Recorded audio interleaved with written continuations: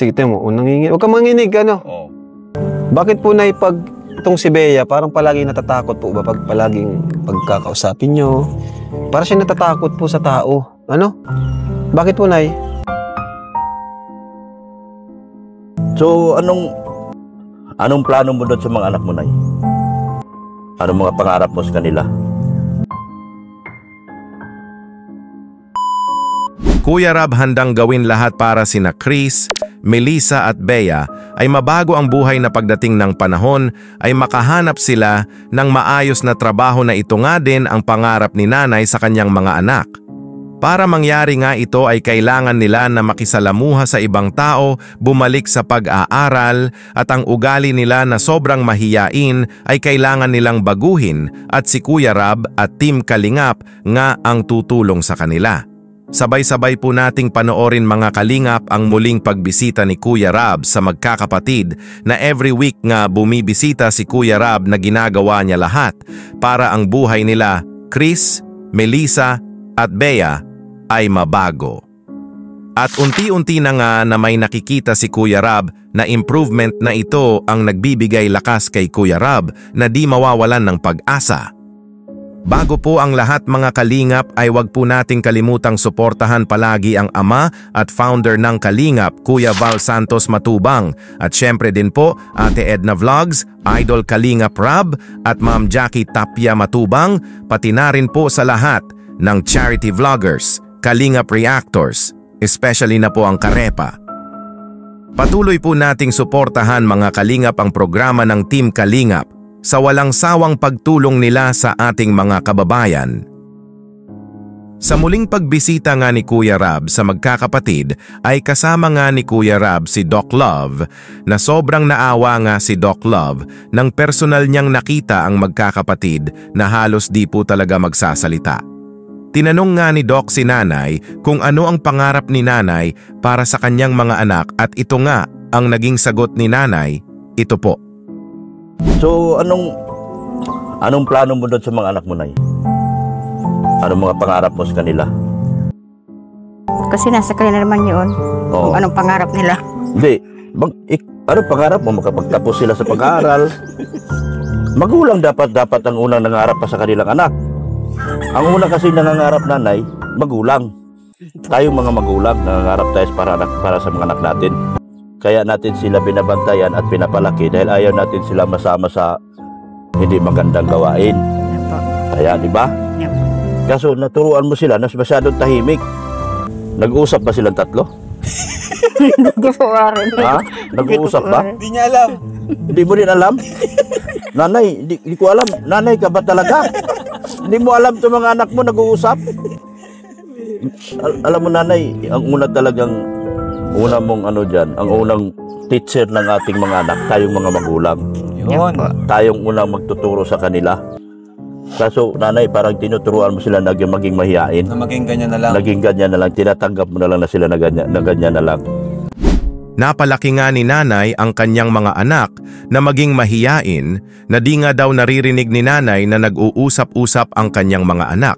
Sabi nga ni Doc kay nanay na ang magulang ang unang teacher sa kanilang mga anak, na ang ina ang nagtuturo sa kanyang anak kung ano ang tama para lumaki ang anak niya ng maayos. Nasabi nga ni nanay kay Kuya Rab nung nakaraang vlog na ang pangarap nga daw niya para sa mga anak niya ay makahanap ng maayos na trabaho ang kanyang mga anak in the future. Pero sa hirap ng buhay ay hirap si nanay na paaralin ang kanyang mga anak. At sabi nga ni Kuya Rab kay nanay na handang gawin niya ang makakaya niya para matupad ang pangarap ni nanay sa kanyang mga anak sa tulong na din ng mga sponsors at viewers. Ito po mga kalingap, panoorin po natin ito. Napansin nga ni Kuya Rab si Bea na parang palagi itong nagugulat, na parang takot ito pag kinakausap nila at nanginginig. Kaya tinanong ni Kuya Rab si nanay about dito at ito nga ang naging sagot ni nanay, ito po. Tinan mo siya, yung pansinin mo yung kanyang reaction. Para siyang natatakot sa'yo. Para siyang natatakot. Huwag ka matakot sa akin. Ako ang... Yan yung medyo mapapaisip kayo. Parang natatakot siya, no? Oo. Sige, tinan mo. Nanginginig. Huwag kang manginig, ano? Oo. Bakit po, Nay, pag itong si Bea, parang palaging natatakot po ba pag palaging pagkakausapin nyo? Para siya natatakot po sa tao. Ano? Bakit po, Nay? Mayroon po ba siyang karanasan na natakot siya sa tao? Wala naman. Para siya palaging ay nagugulat. Sasama namin sila palagi sa labas para matuto po. Ano, Nay? Yan po. Parang natatakot nga daw si Bea, yan nga ang napansin ni Kuya Rab. Kaya mapapaisip ka na baka may naranasan si Bea dahil nagkaganito siya na nanginginig. Pero sabi ni nanay na wala naman daw. Sobrang naawa nga si Kuya Rab sa magkakapatid. Kaya lahat ng makakaya niya ay gagawin niya para mabago ang buhay nila. Isasama nga daw ni Kuya Rab palagi sina Chris, Melissa at Bea sa labas para matuto at masanay na makisalamuha sa ibang tao. Mabuhay ng masaya, mag-enjoy na hindi lungkot sa mga mukha ang nakikita.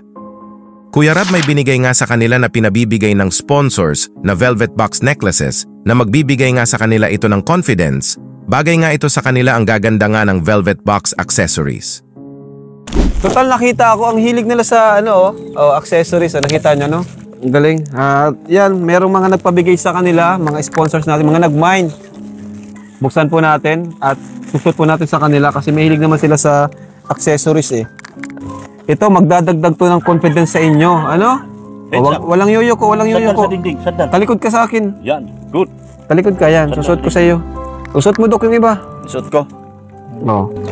Ayan. Oh, di ba? Oh, paano ng buhok? Paayos ng buhok mo. Oh, yun oh. Oh, di ba? Oh, bagay. Bagay, lalo pa nagbihis ka pa niyan. Oh. Ayan po. Yung iba. Suot natin at ano yan? Oh. Yan. Yan. Yan. Suot ko, Para suot ko. may bigay natin, may lagay natin ng ayos. Tapos Yan, kung yung velvet babog mo, box. ano mo, Kayo lang ang may ganyan dito. talian mo. Oh, mahilig ka pati sa kwintas oh. Oh. Tago nyo yan ha. Yan. Dalaga na kayo. Talikod ka ano. Ano yung buhok mo? Yan, yan. Hmm? Yun. Ayusin mo buhok mo, ayusin mo. Ayos yung buhok mo. Yun. Ayos. Bagay na bagay oh. Ganda niyo, oh. Ganda. Anong sasabihin? Chris, anong sasabihin mo, Chris? Ito lang. Yun.